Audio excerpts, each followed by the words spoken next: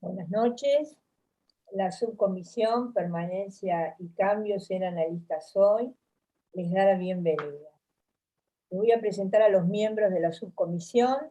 Están la licenciada Rachel Golub, que además está encargada de los mensajes de Facebook, la licenciada Alicia Hendel, que va a coordinar los mensajes de YouTube, la licenciada Silvia Cobal y la licenciada Laura Blumenfeld. El tema que hoy nos convoca es duelos intransitables en épocas de pandemia. Y contamos con una invitada muy especial para nosotros, que es la doctora Marta Jerez Ambertín, a la que voy a presentar dentro de exactamente 4 minutos y medio, como corresponde. Marta nos va a ayudar a pensar la articulación posible a la que el título nos invita. Nuestra subcomisión se basa en la clínica, en el quehacer clínico, y los temas que a nosotros nos interesan, y cuando hacemos una presentación elegimos, tienen que ver con las voces de nuestros pacientes y con las voces propias de los analistas. Nuestra primera presentación se llamó El ocaso de lo presencial, y estaba referida a el impacto que la pandemia causó en nuestro dispositivo analítico y en el pasaje de lo presencial a lo virtual, para lo cual recurrimos a testimonios de analistas para que hablen de sus vicisitudes clínicas. Cuando pensamos el tema para esta presentación, barajamos varios y estuvimos de acuerdo, la mayoría, en que el tema de las pérdidas, volvió la pandemia a tener protagonismo, el tema de las pérdidas y de los duelos volvió a ser algo importante, se destacaba de otras cuestiones. En la charla con Marta, en las conversaciones que tuvimos, también surgió la propuesta de duelos intransitables en épocas de pandemia, y realmente pensamos que es un tema vigente, actual, y a nosotros nos viene muy bien porque articulamos dos dimensiones. La dimensión de el sujeto, cuando hablamos de duelo, hablamos de la función del duelo, trabajo de duelo, hablamos de un sujeto con una historia particular, única, su relación con sus objetos de deseo, y quien está en duelo está bajo el impacto de una pérdida. Pero no solo la pérdida de ese ser querido, de ese lugar idealizado, sino, como muy bien Freud lo pesquisa, algo de sí que se pierde con eso que se pierde, pero ese algo de sí mismo, él no está advertido. Es solo a partir de la activación de la función del duelo donde nosotros podemos avisorar el lugar de privilegio que ocupaba ese objeto para la organización psíquica del sujeto. Ese objeto que cuando los perdemos nos deja enfrentados con la nada, con el deseo de nada, con la muerte del deseo o el deseo de muerte. El doliente sufre siempre un colapso traumático y queda expuesto a lo real. La trama significante se rompe y no hay respuestas inmediatas para salir de esa situación. Queda expuesto a lo real. Es absolutamente un desafío a todo el aparato psíquico el poder recomponer esta trama, este encuentro con lo real. Por otro lado, esto es algo que en términos generales a mí me interesaba como precisar, lo que pasa con un sujeto en el trabajo que tiene que hacer para recomponer y volver a relanzar el deseo. Por otro lado, tenemos los dispositivos necesarios, lo que es lo epocal, el que es el malestar de esta época, por lo menos de estos 2 últimos años, que es la pandemia, que nos obligó, irrumpió en nuestras vidas y nos obligó a enfrentarnos a situaciones de angustia, de pérdidas y del dolor que éstas conllevan.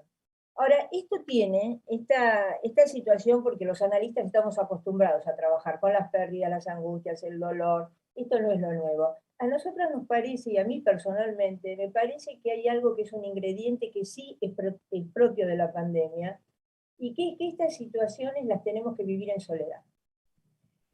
Para enfrentar estas situaciones nos faltan los recursos, esos recursos que están en lo social, en el afuera, los rituales, que nos ayudan, el acompañamiento, que nos ayudan a procesar situaciones de por sí difíciles. Sabemos, y muchas veces lo hemos compartido, con cuestiones personales que se han vivido, y además con los que los pacientes nos transmiten, pérdidas de personas queridas que no han podido ser acompañadas, con todo lo que esto significa, no poder estar uno acompañado, estar aislado cuando uno se enfermaba, bueno, no poder abrazarse, es decir, todos esos rituales y todos esos lazos sociales que ayudan a procesar situaciones difíciles de pérdida. Bueno, dicho esto, que es muy, no quiero extenderme más, quiero presentar a Marta Jerez Amberti. Hola Marta. Hola. ¿Cómo estás? Muy contentos de recibirte, que te hayas hecho un lugarcito en tu agenda, que yo sé que es compleja para venir a nuestra institución. Bueno, la voy a presentar con un currículum abreviado que dice así, el abreviado. Directora ejecutiva de la Fundación Psicoanalítica Sigmund Freud. Doctora y postdoctora en Psicología Clínica. Doctora honoris causa Universidad Nacional de Mar del Plata. Directora de carrera doctorado en Psicología Universidad Nacional de Tucumán. Docente de maestrías en Universidad Federal de Pernambuco, Brasil. Universidad de Mar del Plata y Universidad de Aconcagua, Mendoza. Autora de los libros Las voces del Super Yo, muy bueno.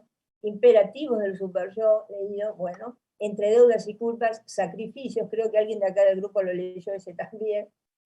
Y Venganza y culpa, en editorial Letra Viva. Y traducidos al portugués. Y compiladora, autora de 4 tomos sobre discurso jurídico y psicoanalítica. Bueno, Marta, ¿qué tenés para decirnos? Bueno, antes que nada, buenas noches a todos y a todas. Un gran gusto estar nuevamente con ustedes. Mi especial agradecimiento por vuestra presencia vía online, donde, como digo siempre, tendremos un hilo de la conexión. Además de tender un hilo de la conexión. También quiero hacer mi reconocimiento por esta invitación a la señora presidenta de APA, doctora Gabriela Goldstein, a la secretaria científica de la institución, licenciada Cristina Rosas de Salas, y a la subcomisión de la Secretaría Científica, Permanencia y Cambio, Ser Analista Hoy, que conduce la psicoanalista Amalia Barreiro, que está aquí con nosotros, que me ha presentado. Bien, ya ha sido anunciado el tema que voy a trabajar, duelos intransitables en tiempos de pandemia, y voy a comenzar con una cita. Cada uno de nosotros tiene su cementerio privado, donde no todas las tumbas tienen inscrita su lápida correspondiente, el de Margarita.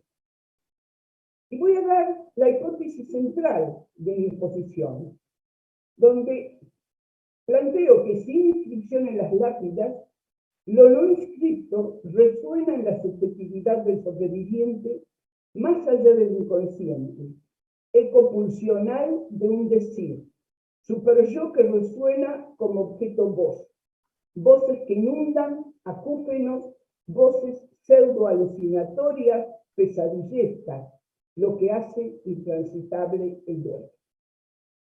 Y bien, comienzo la cuestión de la muerte en la pandemia aún. ¿Qué hacemos hoy con los muertos, con los cuerpos de nuestros muertos por COVID? Hoy es preciso atender a lo que yo llamo la cotidianeidad forzada, por la que discurrimos dada la incidencia del COVID.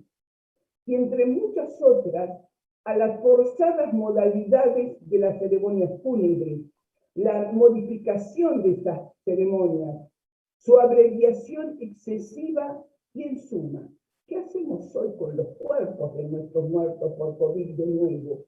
Y cómo eso repercute en la tramitación de nuestros duelos, volviéndolos a veces intransitables, no satisfechos, como dice Lacan, o duelos impedidos. ¿Qué secuela deja esto en nuestras subjetividades? Y digo nuestras, porque los psicoanalistas no somos ajenos a esos duelos. De lo que aquí trato han padecido muchos de mis pacientes y supervisados como sobrevivientes de algún muerto querido por COVID, y siguen padeciendo aún cuando se insinúa una declinación de la circulación del virus, y ojalá que así sea.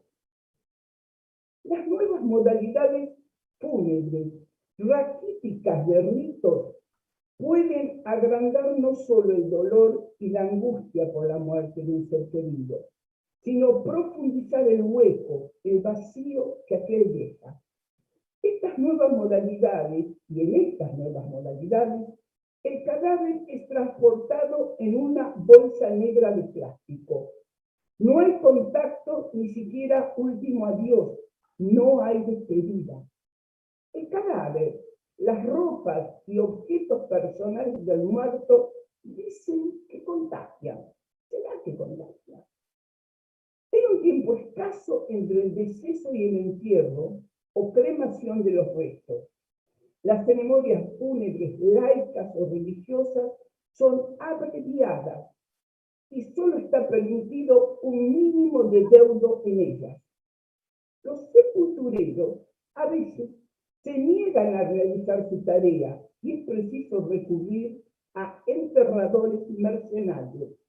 Hace muy pocos días recibí nuevamente el testimonio de un hecho así, lo que no deja de sobrecoger.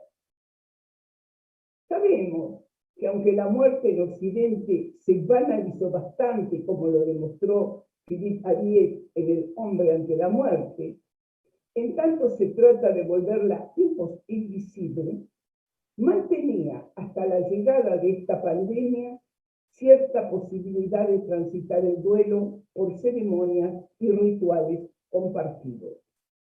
Las sociedades todas las han practicado siempre con dos objetivos interconectados. Uno, para obtener el reposo del espíritu del difunto. Otro, porque la ausencia de estos ritos acarrearía la cólera del muerto, cólera que se manifestaría en impedimentos del reposo de los vivos. Es evidente, pues, que las ceremonias mortuorias atañen a vivos y a muertos. No han sido establecidas solo para y por los muertos, lo han sido también y fundamentalmente por y para los sobrevivientes. Ese tiempo entre la muerte y las ceremonias plenas de llanto, lamentaciones, recordatorios, constituían un trabajo de separación que tranquilizaría el alma del muerto, pero sobre todo tranquiliza a los vivos. Como si contempláramos a alguien a quien acabamos de abrazar que transita la manga del aeropuerto, e incluso nos echa un saludo desde la ventanilla del avión. Permanecemos hasta que el avión desaparece en el horizonte. Estamos seguros entonces de que se ha ido. Nada de esto ha sido posible con nuestros muertos con COVID. No hubo abrazos, no hubo saluditos desde la manga ni desde la ventanilla, y nuestro avión no ha despegado, llevándoselo de nuestro lado. Aparece con el muerto de COVID una señal de alarma. El cuerpo del muerto contamina, dicen. Casi todo conspira para abreviar o borrar, en algunos casos extremos, el ritual funerario. ¿Qué hacemos con dichos muertos? No pueden ser tratados como cosas, objetos o restos desechables, pero muchas veces reciben ese trato, olvidando que la muerte no es un acto individual, sino social. Del trato que se dé al muerto depende la travesía del duelo de los sobrevivientes y el futuro de vida de los mismos y de la comunidad entera. Muchos muertos corren el riesgo de carecer de ceremonia, o en casos extremos, de ser sepultados sin rituales. ¿Acaso podríamos decir insepultos? ¿Quedarían ellos, como dice Lacan en el seminario 7 de la Ética, entre dos muertes? ¿Quedarían como Antígona, que es su paradigma, entre la muerte primera, la natural, con la anulación del soplo de vida, de la imagen especular y de la palabra, y la segunda muerte, aniquiladora, irrevocable, la que elimina la lápida inscrita, los restos simbólicos e imaginarios del que fuera un sujeto y considerado un miembro de la sociedad? Los muertos por COVID pueden semejar cuerpos insepultos, como átapos, sin tumba, es decir, aquellos que en las leyendas de los zombies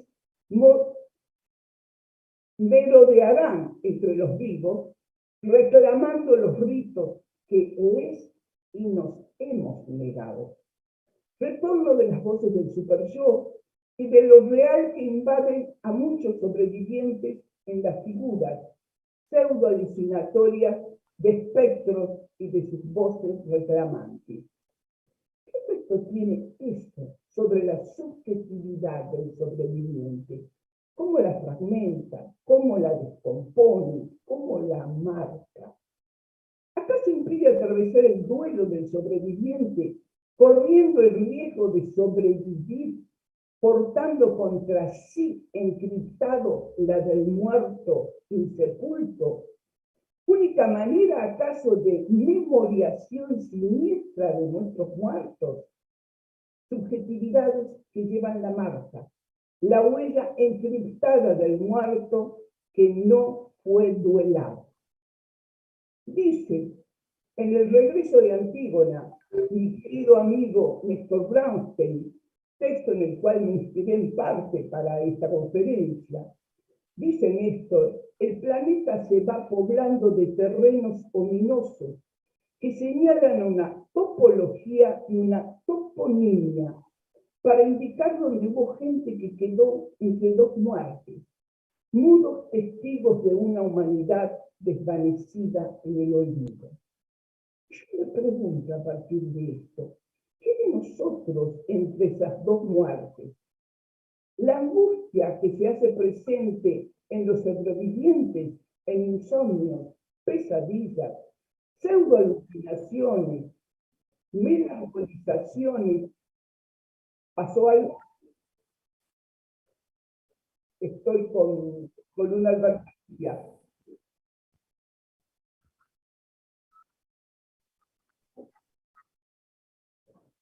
Se escucha bajo.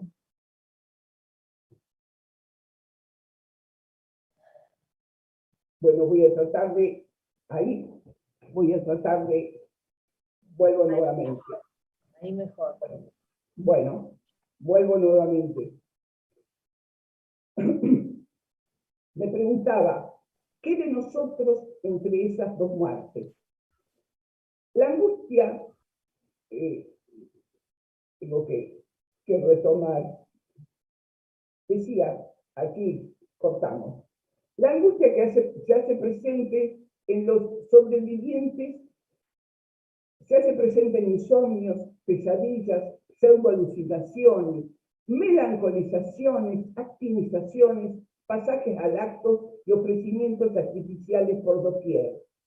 De eso tenemos testimonios diarios en nuestra clínica, que es preciso atender cuidadosamente y que el COVID ha puesto sobre la mesa de todos los habitantes del planeta. Segundo punto, duelo y duelo intransitable. No hay, sabemos, en Freud ni en Lacan una teoría acabada del duelo, mucho menos una formulación única dada de una vez y para siempre. En uno y en otro, el duelo va reformulándose acorde a las modificaciones que sufre el conjunto de su corpus teórico-clínico.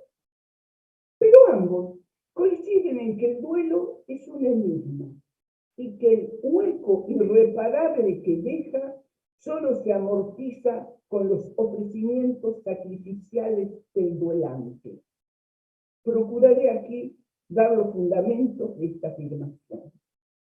Segundo punto, el duelo en Freud y lo incurable. Todos sabemos que en 1917 Freud sufre una dolorosa tumefacción en la encía que hace sospechar la posibilidad de un carcinoma. Esto se confirma en febrero de 1923. Luego de las cirugías y de la implantación de una prótesis de enormes dimensiones, muy poco puede hacerle tolerable la vida. Aumentan sus dificultades para hablar, comer y fumar. Comienza un largo duelo con la convivencia con ese cáncer. El 3 de julio de 1919 se suicida Victor Tau. Y el 20 de enero de 1920 muere Anton von Freund, su paciente y discípulo. Freud sabía de su gravedad, pero el deceso fue para él, que le tenía un especial cariño, excepcionalmente doloroso. Confesará que significa uno de los motivos de su envejecimiento. El 26 de enero de 1920 escribe a Arne Schoen: el pobre o afortunado, vaya de ironía como lo dice Freud, Tony, fue enterrado el jueves pasado, el 22 de este mes. Lamento oír que ahora le toque a usted, pero a todos nos llegará el turno. Y ahora me pregunto, ¿cuándo será el mío? Ayer he pasado por algo que me hace desear que ese día no tarde en llegar.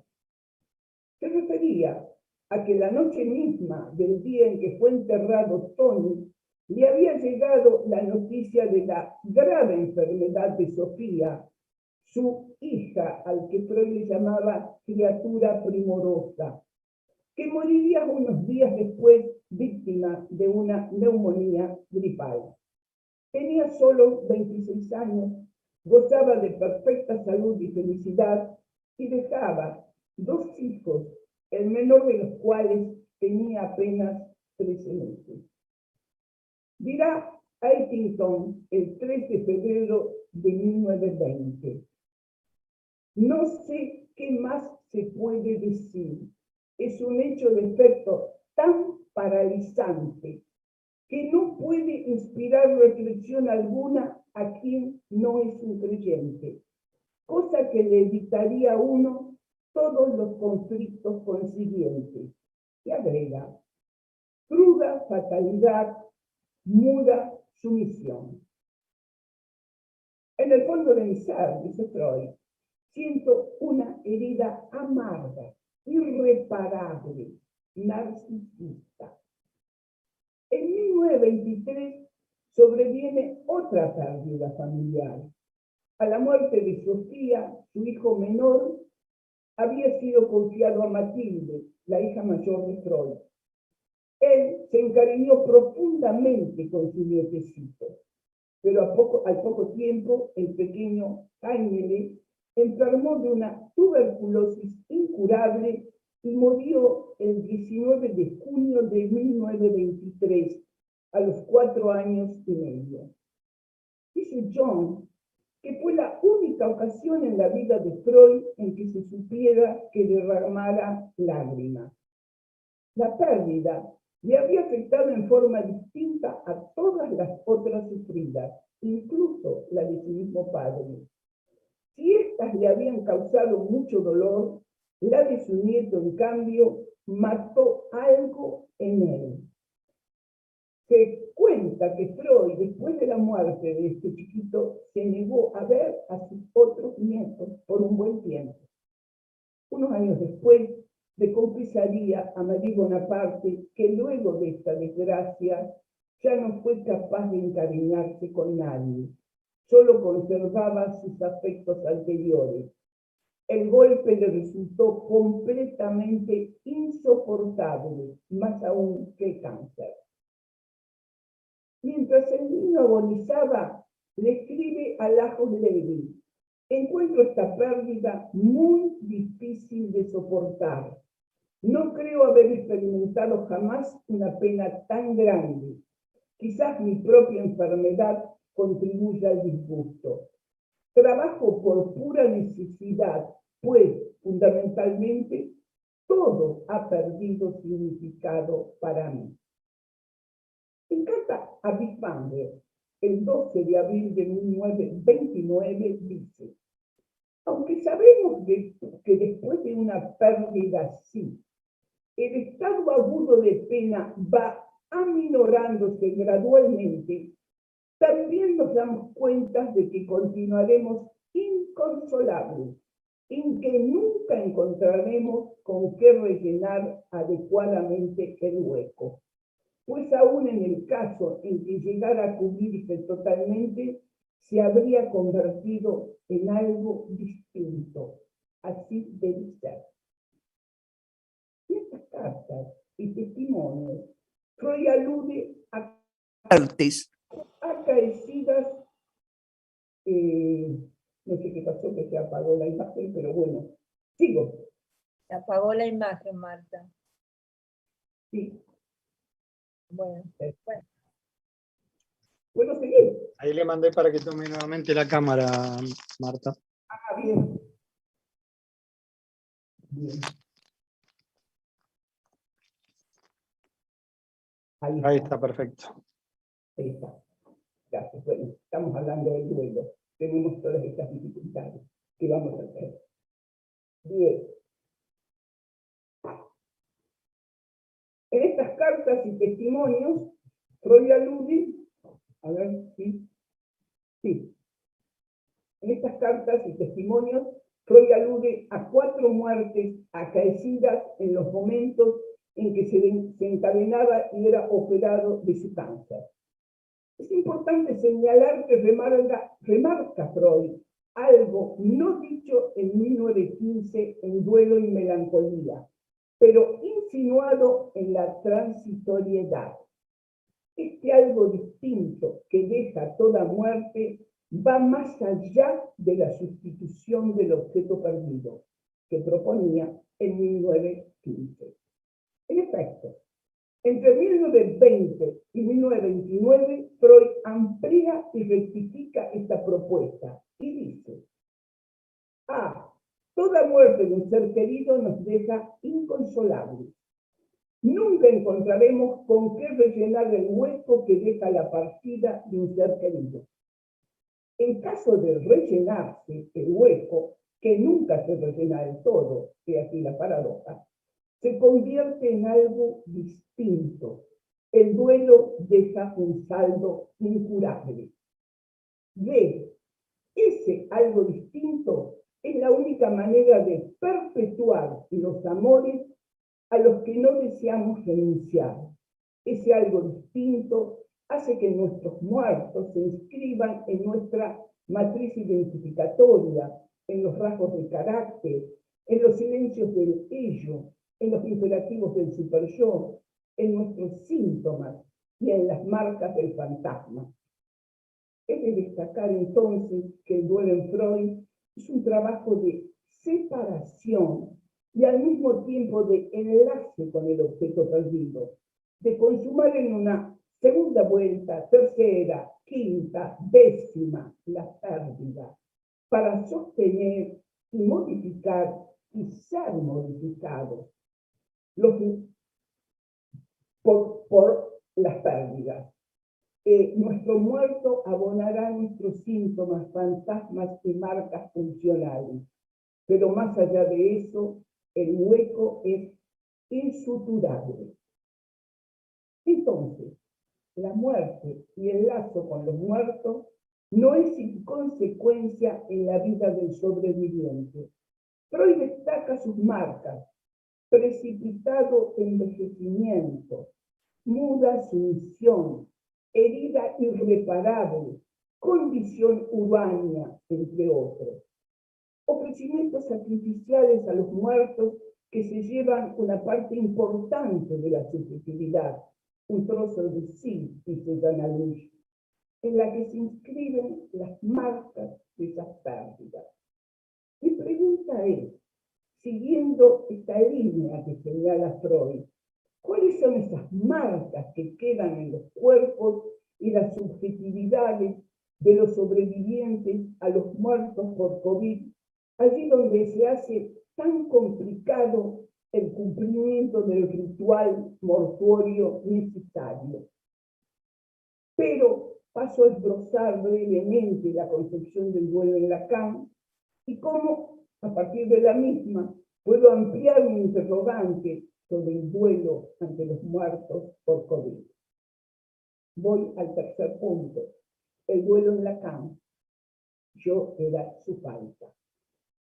En el seminario 10 de la angustia, Lacan aborda el duelo en torno a lo real, específicamente el duelo en torno al objeto A y al lugar del doliente como objeto causa del deseo, que se resume en la siguiente aceleración. Solo estamos de duelo por alguien que podemos decir yo era su falta. Solo es posible hacer duelo por aquel cuya falta fuimos y cuyo deseo causamos. Y si el amor es dar lo que no se tiene a alguien que no lo es, cuando ese alguien ya no está, retorna sobre el sobreviviente esa causa que ya no causa al alguien. Así el duelante, doliente, queda como una causa perdida, como alma en pena, como bala perdida. Una causa que ya no causa a nadie, es una causa que puede desenmarcarse en un puro real y arrastrar al doliente tras ese recto funcional que apena. Probable percance de falla de la operación de separación en el duelo intransitable, que en tal caso desembocaría en la posible ruptura del marco fantasmático y, como consecuencia de esto, en la desubjetivación del doliente. Riesgo posible en todo duelo. El duelo deja un saldo incurable, que se abona con un sacrificio al otro, ofrecimiento de un trozo de sí, ya sea en la dimensión del falo como significante o del objeto A como resto funcional. Cuando no se soporta que el otro no legitima nada definitivamente, como ante la muerte, y nos enfrentamos de una manera brutal ante la inconsistencia del otro, una manera de pretender elevarlo a la condición de garante es ofrecerle una libra de carne. Ya como significante, libra de carne como falo, con un valor simbólico, un objeto simbólico, por ejemplo, una Venus, como en el caso que Freud comenta sobre él en Psicopatología de la vida cotidiana, cuando rompe una Venus de su colección como don por la recuperación de una de sus hijas, muy enferma. O, de lo contrario, una libra de carne como objeto A, un pedazo del cuerpo, un ojo, un ovario, una mano, etc. Pero, de todos modos, el hueco que deja el duelo es irreparable. Deja siempre una marca, un saldo, algo distinto queda en nosotros. Cuando en sus casos clínicos muestra Freud cómo los pacientes se apropian del trazo de sus amores perdidos y sobreviven a esa pérdida vía el síntoma u otras formaciones del inconsciente, da cuenta que en la matriz del sujeto subyace un cementerio de amados y odiados a quienes se ofreció una libra de carne. Somos, en tanto, sostenidos por aquellos muertos que, aún sustituidos, dejan sus marcas indelebles, un hueco no suturable, aunque transformado en algo distinto que deja sus marcas, sean las de las formaciones del inconsciente, las de los silencios de Bello o las voces del superyo. Es decir, marcas funcionales, restos psicosomáticos, rasgos de carácter, trastornos alimentarios, modificaciones del reposo que se vuelve pesadillesco, etc. Así, la clínica psicoanalítica del duelo reconoce lo que éste posee de incurable y el costo sacrificial que conlleva, pero también, no olvidemos, su tramitación probable para que la vida, a pesar de lo perecedero, sea posible. Hacer la vida un poco posible implica sostener el lazo con nuestros muertos, aún reconociendo la herida irreparable de la privación y los variados sacrificios concomitantes que deja. A esta altura me dejó un poquito de agua. Voy al punto 4. Las ceremonias mortuorias y su importancia en el duelo. De esta manera, para Lacan, en el duelo, así como lo que es rechazado de lo simbólico reaparece en lo real, en la construcción, así también el agujero de la pérdida en lo real moviliza el significante, pero no todo. Siempre hay un resto funcional que excede y que no puede sustituirse. Por eso Lacan afirma en el seminario 6 algunas cuestiones que yo quiero destacar sobre la ceremonia mortuoria. Y dice, y es por lo que el duelo se emparenta con la psicosis que comienzan a pulular en su lugar las imágenes por las cuales se revelan los fenómenos del duelo, los espectros. No solamente aquellos por los cuales se manifiesta tal locura particular, sino también aquellos que dan testimonio de una de las locuras colectivas más notorias de la comunidad humana. El acoso de espectros, fantasmas, esa imagen que puede sorprender el alma de todos y de cada uno cuando la desaparición de alguien no fue acompañada de los ritos que ésta exige. ¿Qué son esos ritos? Sino la satisfacción de lo que él llama la memoria del muerto, sino la intervención total, pública, desde el infierno hasta el cielo, de todo el juego simbólico. El trabajo del duelo se efectúa a nivel del logos, donde el grupo y la comunidad culturalmente organizados son su soporte. El trabajo del duelo es primeramente una satisfacción dada a lo que se produce de desorden en razón de la insuficiencia de los elementos significantes para hacer frente al agujero creado en la existencia, ya que es el sistema significante en su conjunto el que resulta cuestionado con el menor duelo.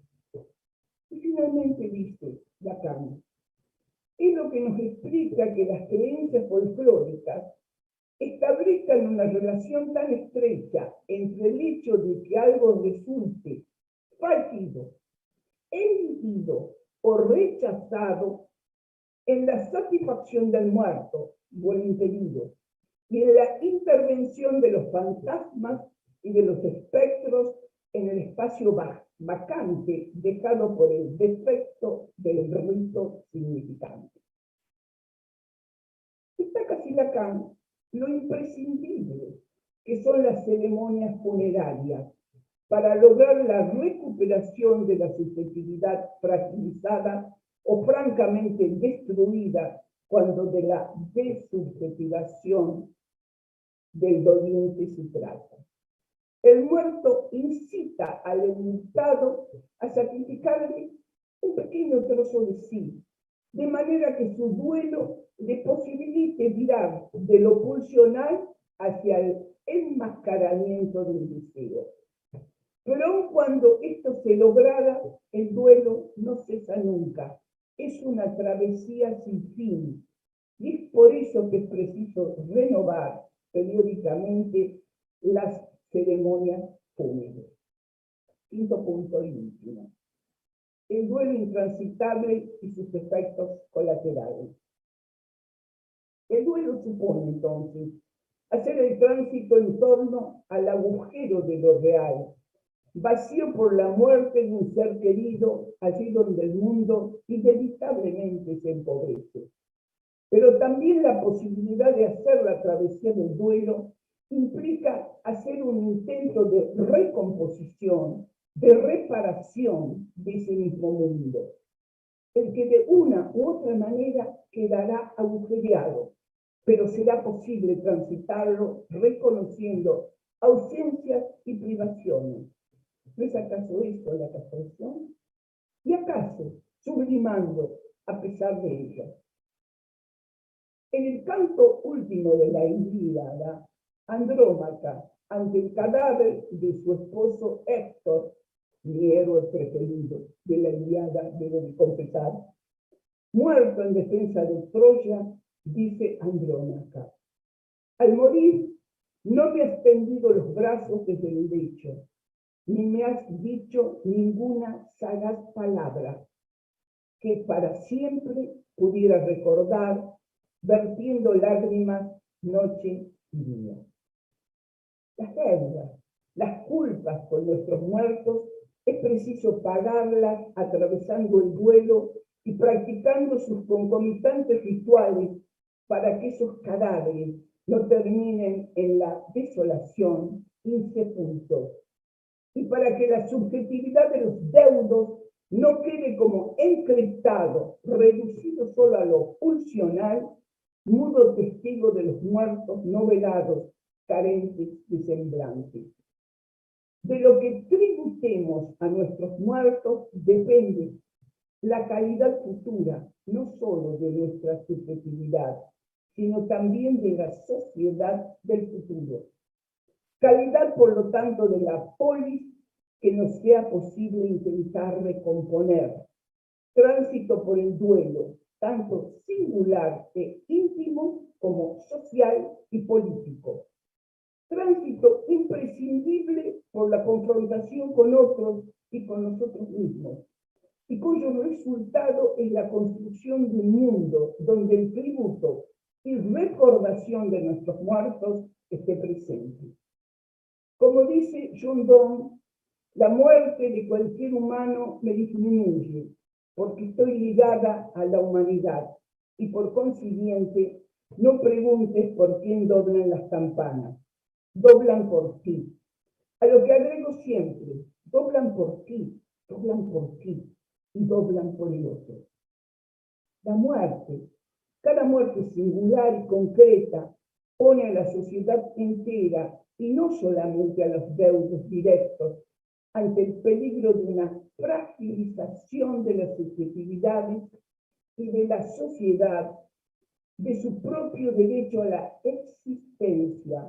No podemos olvidar que la complejidad ritual simbólica hace posible el intento de recuperar la memoria de los ausentes, para que la comunidad, cada vez que la muerte abra en ella un vacío, pueda ser refundada y recomience su existencia.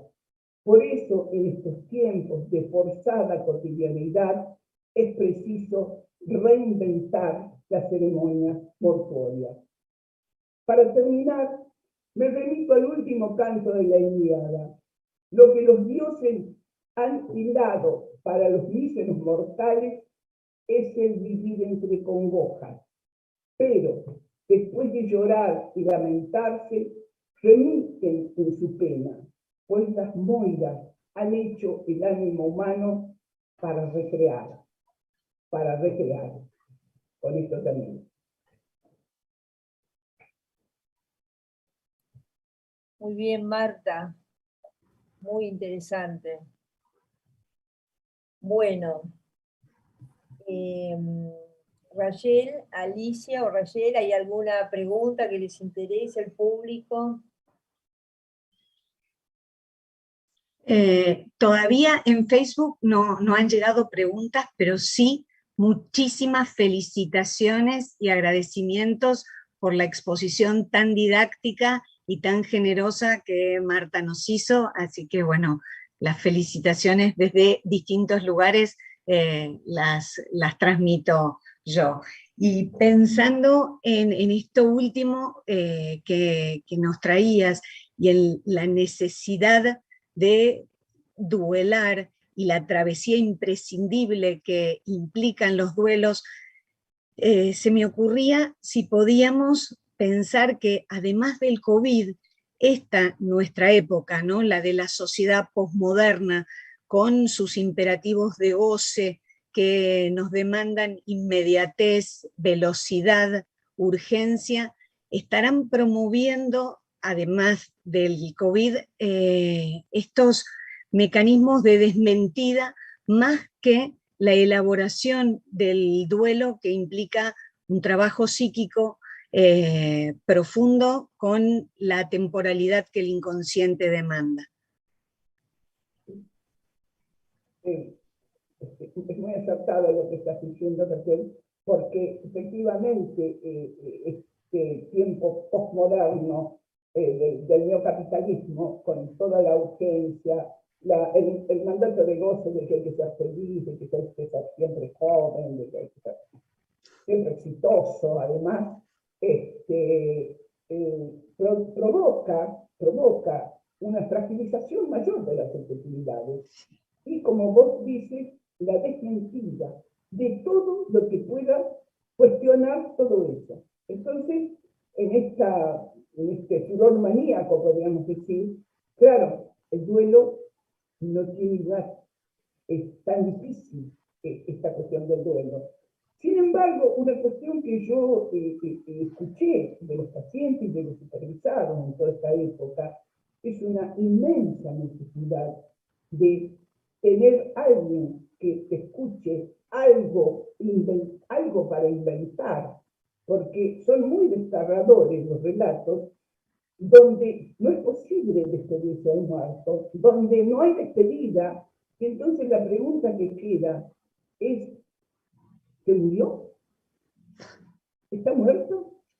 Entonces, a mí me contaba un paciente, pero además, extraño esto, varios pacientes me han contado, mis pacientes ahora están en distintos lugares del país y del mundo, y me han contado que extrañamente o han perdido o no han podido tramitar, esto tiene mucha fuerza, el certificado de defunción.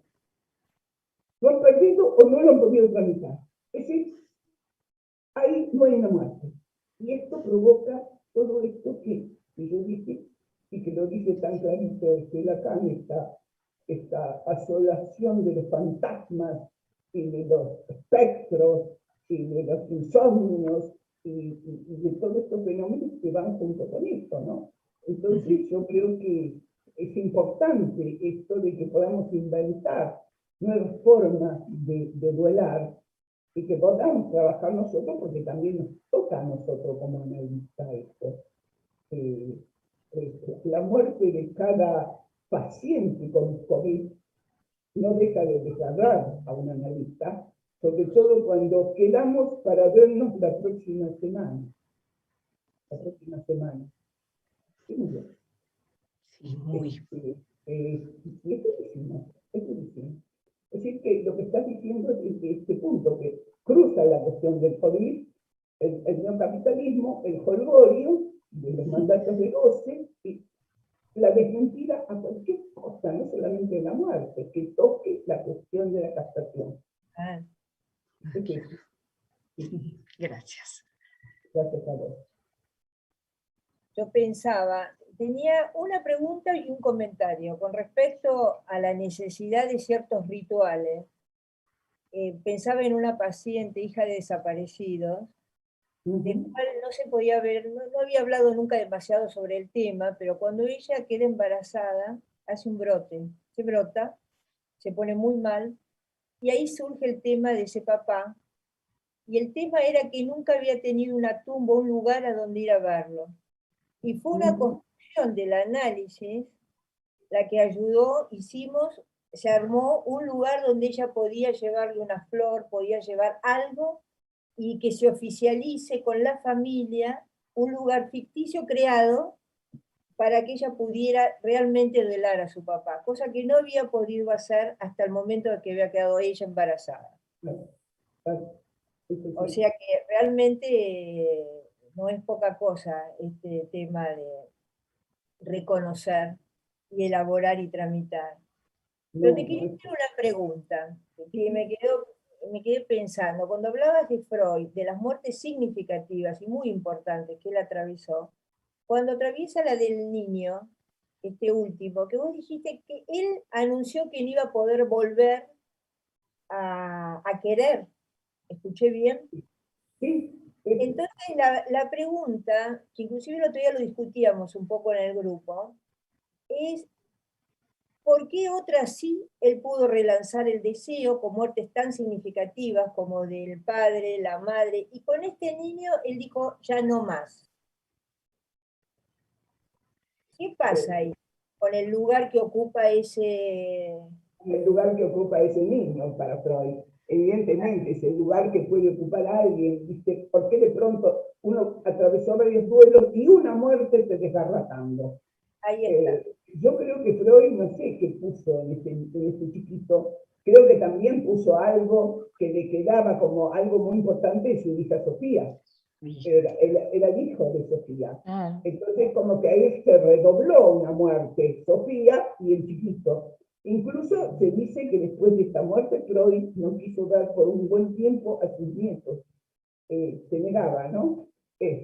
O sea que yo creo que ahí es una cosa muy interesante a trabajar, cuando de pronto una muerte produce un inmenso desgarro, mucho más potente que las otras. Sí. Y esto es así, lo vemos. Sí. Muchas gracias. Alicia, ¿hay alguien? Bien, me escuchan, ¿no?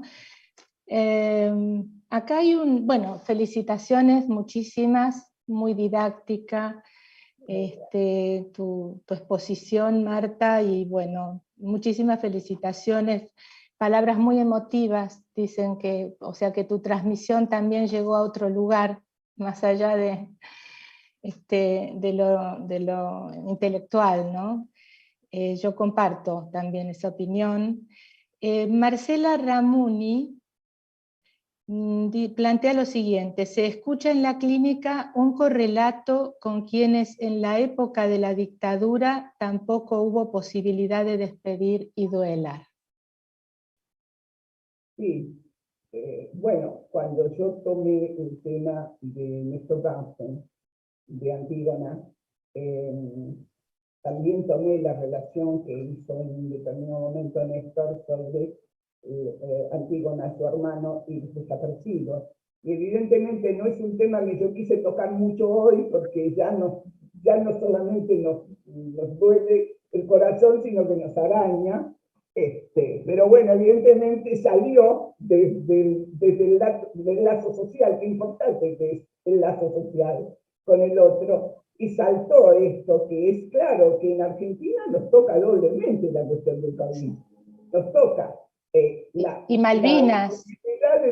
Malvinas, la imposibilidad de despedirse del muerto, y aparece esta figura espantosa de los desaparecidos. Entonces toca esta cuestión, y también toca la cuestión de Malvinas.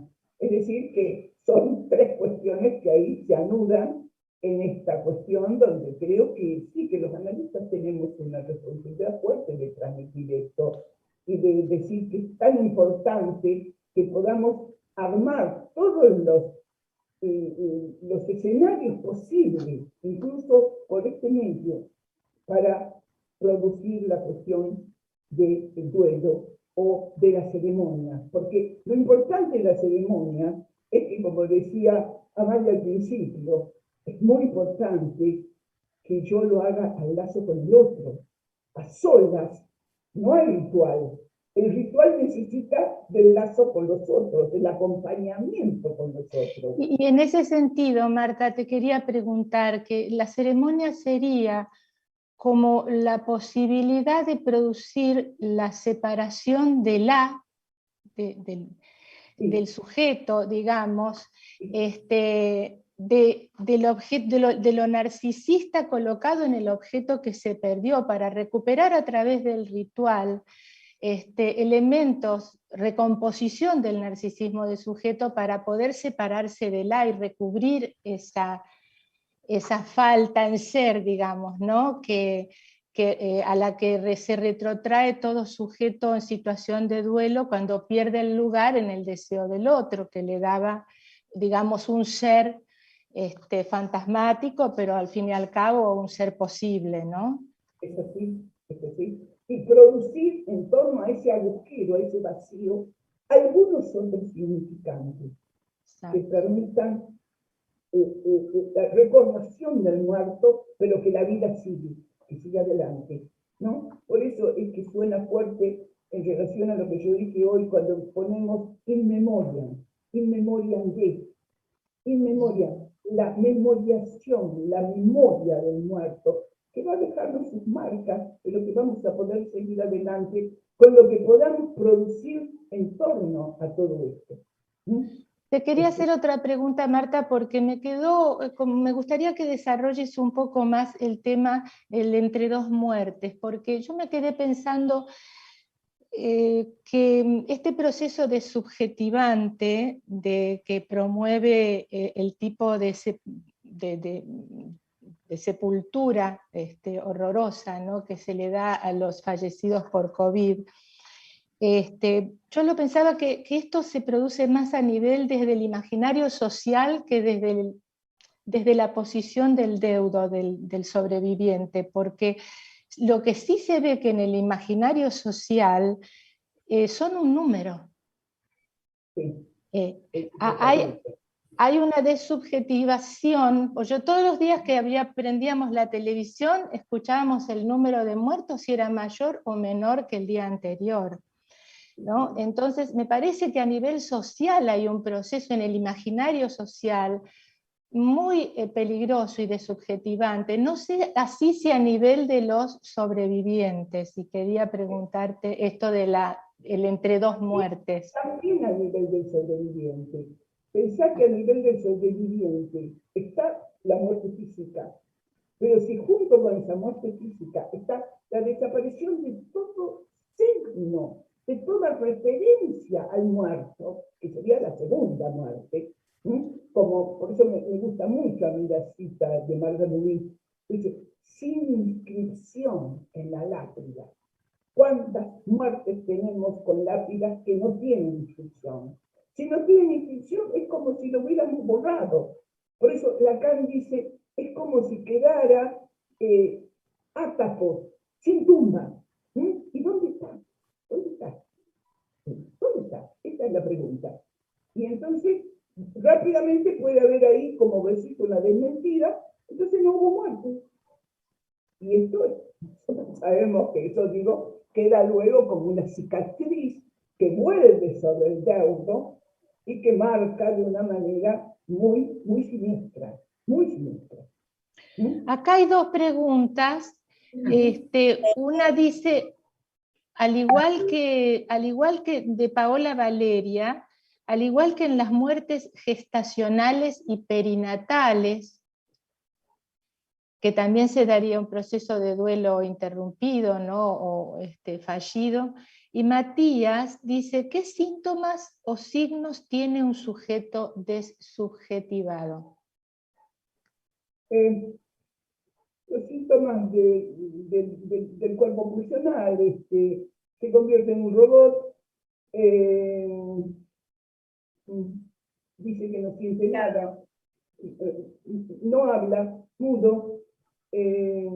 Prácticamente lo más fuerte es la robotización. Y el trabajo que tenemos que hacer para lograr esa resubjetivación. La vez pasada me decía un hombre que había perdido a alguien y que no sentía absolutamente nada, es lo que decía. Me decía, ¿usted ha visto alguna vez un tipo así como yo? que no siente nada de nada, pase lo que pase. Entonces yo, ¿usted lo ha visto? ¿Usted lo ha visto al tipo ese? Entonces empezó a preguntarse, ¿no? Ahí me parece que empezó un poquito de subjetividad, porque yo le devolví la pregunta, ¿y qué ha visto al tipo ese? ¿Dónde anda ese tipo? ¿Dónde anda ese tipo? ¿No? Porque realmente era como un robot, no sirve absolutamente nada, aparentemente, ¿no? Esta coraza que produce, bueno, justamente la desubjetivación y la imposibilidad, por lo tanto, de hacer lazo con nadie para recibir, porque decía, ¿y por qué me vienen a dar un pésame que yo no siento? Son agresivos los otros, porque me vienen a decir que sienten mucho y yo no siento nada. Es decir, bueno, ahí tenés una cuestión de, bueno, y la desubjetivación también aparece en las marcas del cuerpo, en las marcas psicosomáticas. Alguien que de pronto, de la mañana a la noche, aparece lleno de manchas, alguien que pierde la voz, es muy fuerte el sopapo todo el cuerpo en la desubjetivación. Quiere hacer una pregunta Silvia Cobal, ¿no? Estás pidiendo... Sí. Bueno, excelente, Marta, tu presentación, muy didáctica, muy clara. No, pensando en la clínica, me quedé pensando en el tema del hueco, este hueco del que habla Freud, que es un hueco irreparable, y pensaba si los efectos traumáticos de todo esto que hemos vivido a través de la pandemia y que son comparables también con lo que nos ha tocado vivir en otras épocas de la Argentina, tiene el mismo efecto en la subjetividad según la estructura psíquica del sujeto, ¿no? Me parece que este es un punto de inflexión importante, porque si no, digamos, de algún modo uno generaliza, pues no, yo creo que hay algo de esto, ¿no? Por eso me interesaría escuchar tu opinión acerca de cómo impacta en la estructura psíquica de cada quien, ¿no? Sin duda que cada duelo se responde con una singularidad de la historia de vida de cada uno, no hay ningún duelo igual a otro. No es lo mismo un duelo en una neurosis que un duelo en una psicosis.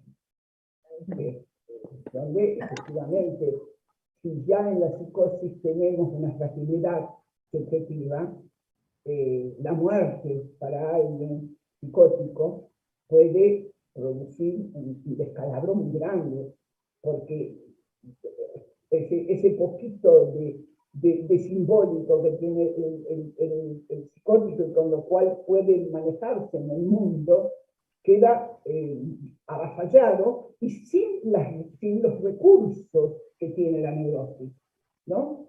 Donde efectivamente sí, te agradezco mucho la pregunta porque sin duda. Bien. Marcelita. Hay dos preguntas, un comentario que me gusta leerlo de vuelo infinito, porque dice, muchas gracias Marta, poniendo vitalidad a aquello que tanto nos duele y nos insta a recrear. Cecilia Moya pide si por favor podés ampliar la idea de reinventar las ceremonias para aquellos que no han podido despedir a sus muertos, no solo por COVID, sino por diferentes motivos como catástrofes, por ejemplo. Y Perla Frenkel pregunta, ¿qué ocurre con la representación de la propia muerte? Tomando lo que dice Freud en Nosotros y la muerte. Bueno, te dejo estas dos y después seguimos. A la primera respondo, estoy invitando a todos los colegas que inventemos nuevas formas de ceremonias y de ritualizaciones. Creo que estaría muy bien hacer un coloquio, un congreso, donde llevemos nuestras propuestas de todo esto que podemos inventar. Es decir, uno lo va inventando con cada paciente a medida que surgen situaciones. Te doy un ejemplo, un paciente que se dice ateo militante, y que por ahí reniega de algunas ceremonias religiosas, y desconsolado me dice, bueno, Ahí dicen que se murió, yo no sé, y encima lo que hay es un cofre con cenizas que los han puesto, no sé en qué iglesia. Era graciosísimo porque la iglesia era la vuelta de su casa. Entonces le digo yo, y bueno, le digo, ¿y qué le parece darse una vueltita por ahí? Usted que es tan militante y ateo, ¿y qué haría yo ahí? Se iría a hacer algo con esa ceniza. Se iría a hacer algo con esa ceniza. Me parece, ¿no? Estas cuestiones que uno se tiene que jugar en un determinado momento, en tirarle algunos significantes a un paciente desbordado y desconsolado, además. Yo dije, ¿qué no va a ir? Porque este es un militante ateo así terrible. Y efectivamente fue en un horario donde no lo vio nada, nadie no lo vayan a ver entrar en un iglesia, y efectivamente pudo rememorar y pudo empezar a tener algún lazo con ese muerto y con esa ceniza. Con respecto a la otra pregunta, sí, Freud dice que no tenemos inscripción de la propia muerte. Yo coincido con lo que dice Freud. De lo que tenemos inscripción es la muerte del otro, del prójimo. De la nuestra, en el inconsciente, no la tenemos.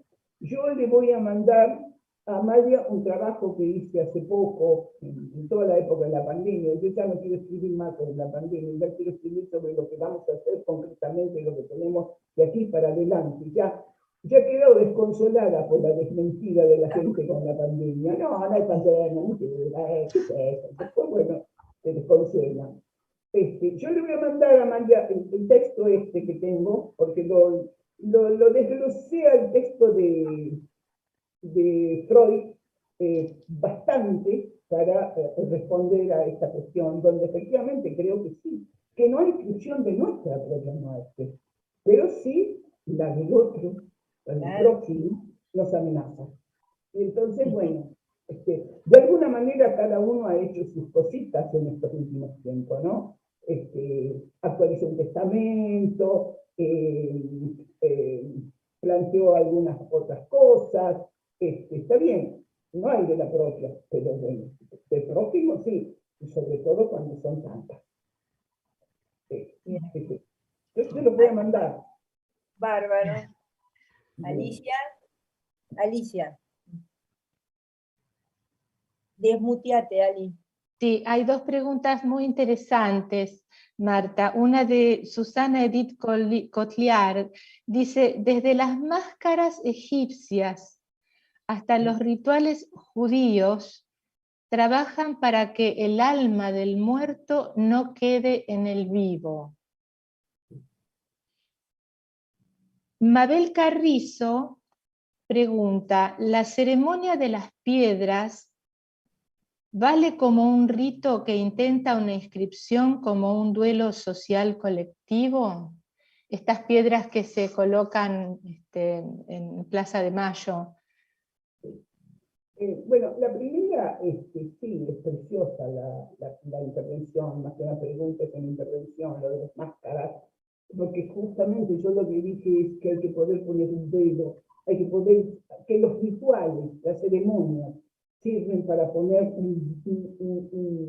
para hacer un duelo, para poner un enmascaramiento a ese hueco, como ustedes decían, a ese hueco. No lo vamos a tapar, pero necesitamos irlo enmascarando, justamente con la presencia de los rituales.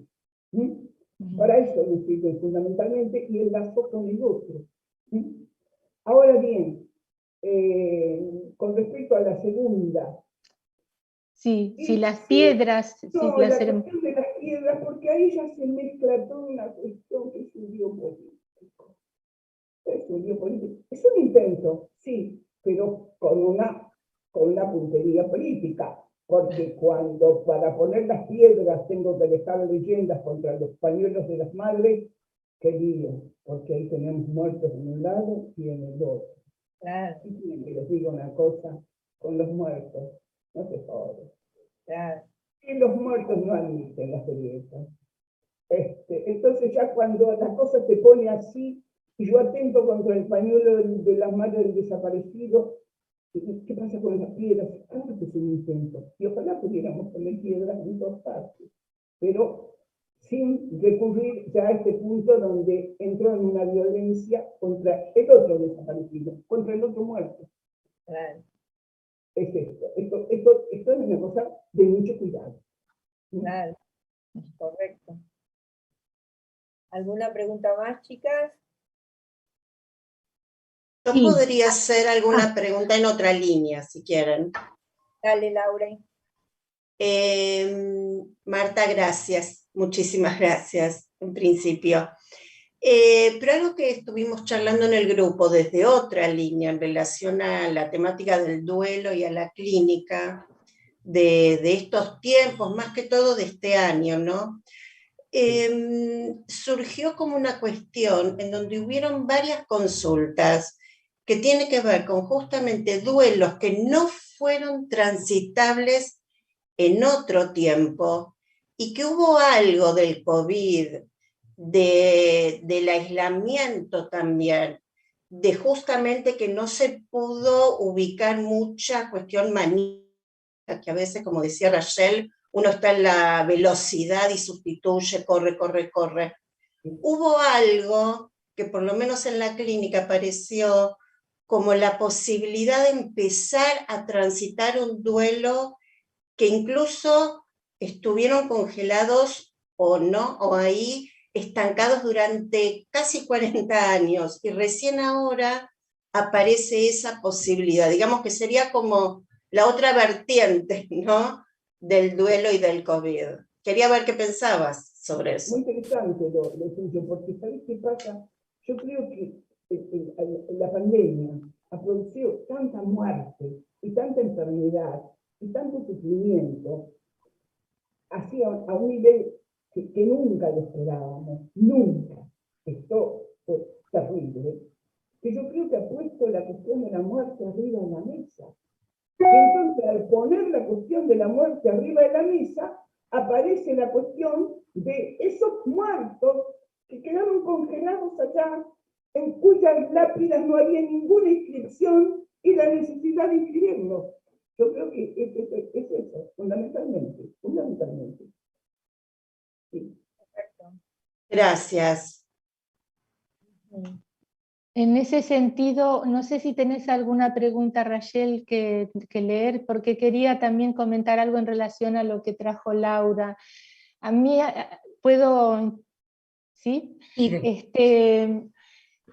A mí lo que me llamó la atención en el consultorio cuando se inicia la pandemia es que la situación de aislamiento, de tener que hacer un desapego libidinal de los rituales de la cotidianeidad, ¿no? Esto que decíamos de la velocidad, y también de los rituales que habitualmente en la vida cotidiana nos llevan a tener que estar atentos a diferentes demandas y modos de tramitar esas demandas. Se suspendieron esos rituales y de golpe las personas se encontraron aisladas, encerradas, en soledad y separados de algunos de sus seres queridos. Lo que me llamó la atención es que esto en algunos pacientes los puso en situación de duelo. El hecho de la retirada libidinal abrupta los puso en situación de duelo hasta que reacomodaron su ritual dentro de la casa, ¿no? Su cotidianidad. Pero me llamó la atención que en algunos analizantes surgió la pregunta respecto de lo que habían hecho de su vida hasta ese momento. Y también de lo que realmente querían y estaban buscando en su vida, ¿no? Recuerdo que un analizante dijo algo que me sorprendió por el modo también. Dijo algo así como que ahora que se silenció el mundo, no tengo más remedio que escucharme a mí misma. Y inició todo un procesamiento respecto de su vida que no se estaba dando antes de esta reclusión, que además la hizo en soledad, estaba sola. Fue muy interesante el proceso, como una ganancia, podríamos decir, de la pandemia. Así es, así es. No todo lo traumático deja unas marcas espantosas. A veces lo traumático hace reaccionar. Y efectivamente, yo hice un trabajo que leí hace 2 años sobre el cine interior y la necesidad de agrandar ese chile interior con el aislamiento y salir gananciosos de ese chile interior. Es decir, que efectivamente, acostumbrado a esta sociedad del vértigo, del ser feliz, del acelere, del viaje, esta cosa de los viajes, gente que no puede vivir si no viaja. ¿Y para qué tiene que viajar? Para olvidarme de lo que hay. Bien, esta compulsión al viaje. Entonces, efectivamente, este retraimiento es bueno. ¿Y ya con quién? ¿Qué me queda? Bueno, yo no puedo seguir negando mi mundo interior. No puedo, este exilio del que estoy habló mucho sobre el exilio interior. Entonces me parece importante, porque ahí es como vos decís, lo contrario, la posibilidad de transitar un duelo.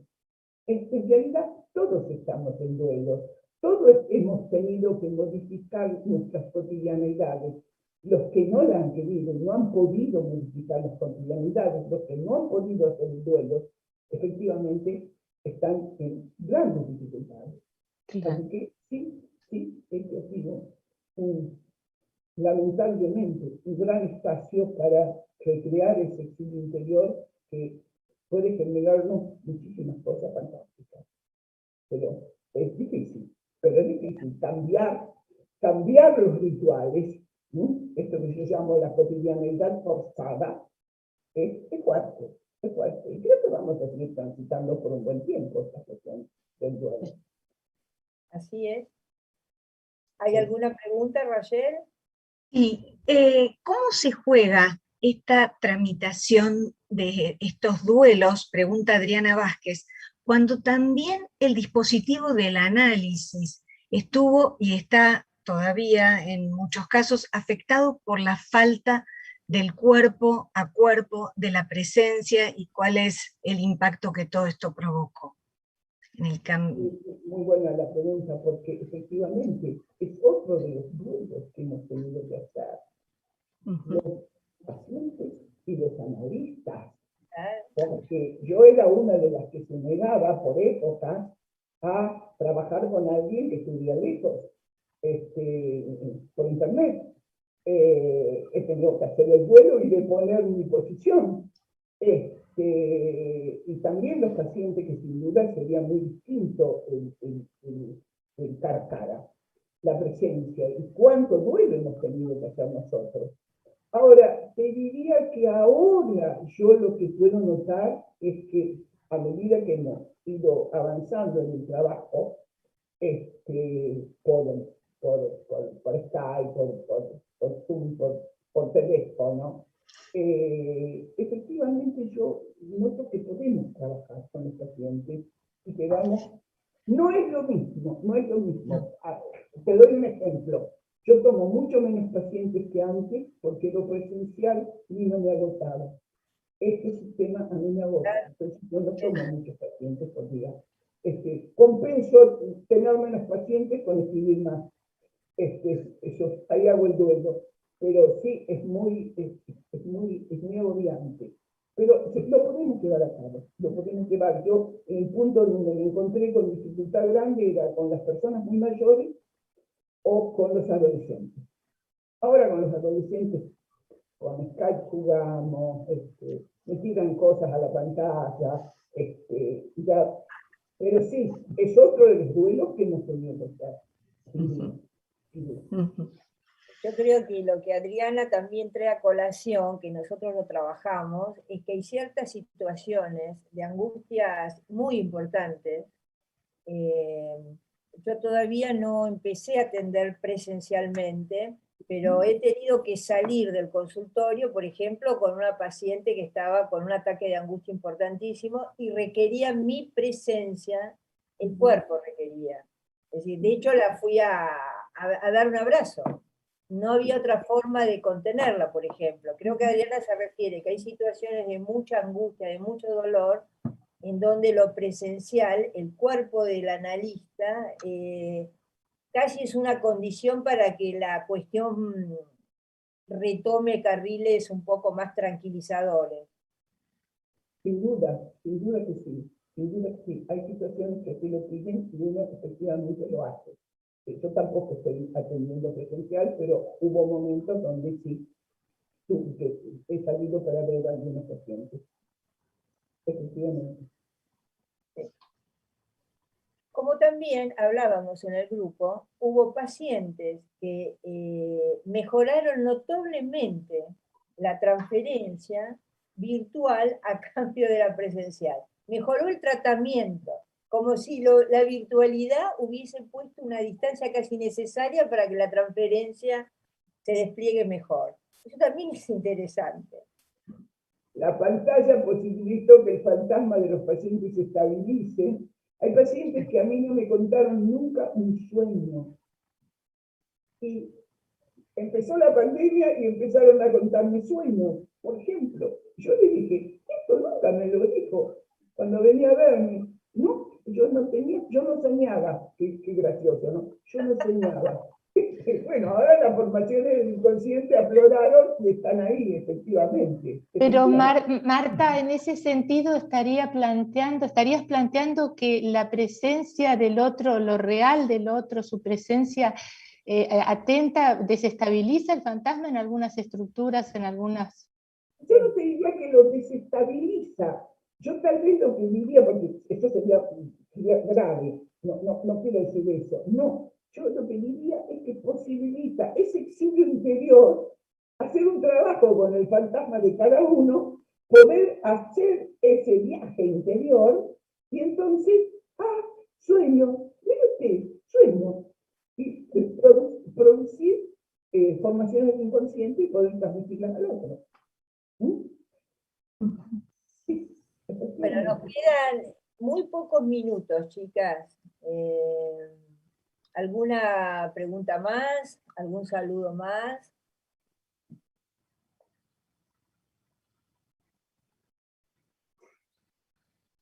¿No?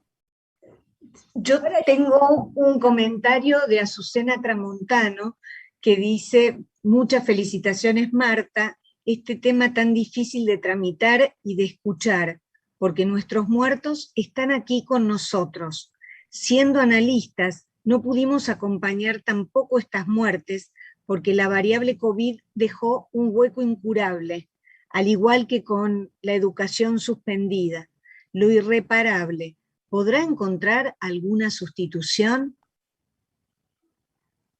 Bien, dije en la exposición que todo no se puede sustituir, que algo se puede, El hueco va a quedar, estos muertos están, el hueco va a quedar, pero dije también al final que el duelo es preciso que lo hagamos con las ceremonias con los otros, en el lazo con los otros. Solitos no vamos a poder recomponer todo lo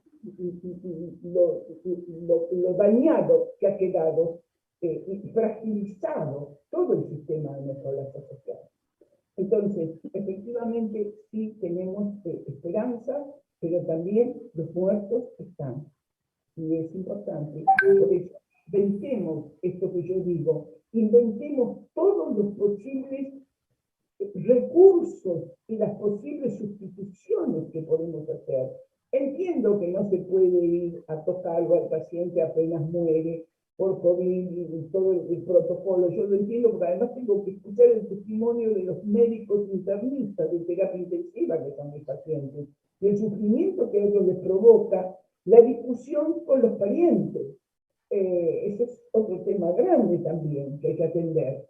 Entonces, digo, entre todos juntos tenemos que inventarnos esto que nos toca tan duramente inventar, este nuevo mundo que tenemos que inventar. Nada después de esto va a ser como antes, como dicen algunos. No, todo va a volver a la normalidad. No, ¿cómo va a volver a la normalidad? Con tantas muertes, como decir después de la Segunda Guerra Mundial y del Holocausto. Todo va a volver a la normalidad. No, nada va a volver a la normalidad.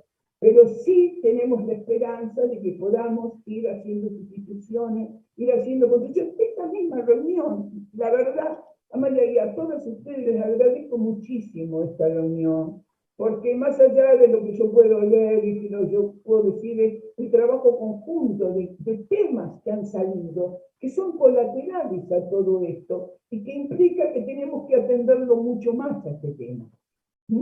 Entonces yo les agradezco muchísimo esta reunión por todo lo que han dejado. Quiero decirles que además hay algunos colegas que no sé si entrarán hoy o en otro momento a YouTube de Brasil que han perdido sus seres queridos en este tiempo y que al recibir el flyer me han escrito de cuán importante iba a ser para ellos escuchar esta conferencia.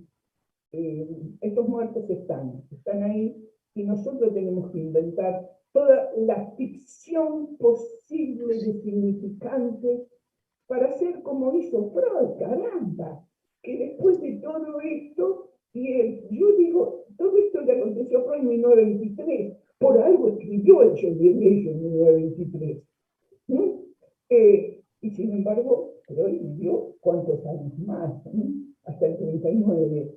Entonces, bueno, ahí tenemos, si usted quiere, cómo se puede continuar, incluso un Freud que se negaba a irse de Viena, porque decía que no le iba a pasar nada, todas sus hermanas murieron en el campo de concentración. Es decir, también Freud lo negaba de vez en cuando. Pero tenemos que seguir, y tenemos que seguir construyendo, tenemos que seguir hilando, porque es una responsabilidad personal, subjetiva y social con el otro. Si el otro está destruido, yo no puedo avanzar con el otro destruido. Así que quiero decirles eso, sobre todo a mis colegas que han tenido estas pérdidas muy recientes. Y decirles que yo hice un esfuerzo grande de ser clara, porque como hay cierto prejuicio con los lacanianos, porque hablan en difícil, traté de no hablar en lacaniano. Traté de hablar en genes nomás. Estuviste muy bien. Estuviste muy bien, Marta, muy clara. La verdad que un abrazo grande, creo que todo el grupo te abraza y la APA y la gente que te está escuchando, y para tus amigos, colegas que están enfrentando esa pérdida, desde acá, desde el corazón, un abrazo grande de todos nosotros. Así es. Una manera de acompañarlos. Así es, necesitamos acompañarlos y ellos necesitan que los acompañemos. Por supuesto. Bueno, yo digo que nos despedimos ya. Sí, Marta, gracias por tu enorme sensibilidad. Gracias, Marta. Muchas gracias. Muchas gracias, Marta. No va a ser la última vez, te voy a comprometer frente al público. Ahora, cuando quiera, con todo gusto. Ha sido un gran gusto trabajar con ustedes. Ha sido efectivamente una reunión de trabajo. Así es. Gracias. Gracias. Gracias. Gracias. Hasta pronto. Bien. Hasta pronto. Adiós. Adiós.